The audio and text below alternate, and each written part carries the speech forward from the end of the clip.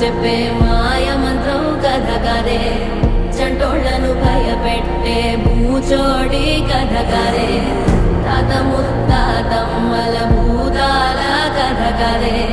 విక్రమాదిత్యుడు చెప్పిన వేదాళుడి కథ కదే దీపము నుండి దెయ్యం వచ్చే అల్లావుద్దీన్ కథ కదే ఇది ముడత చర్మం ముసలి చెప్పే కథ లాంటి నిజమేలే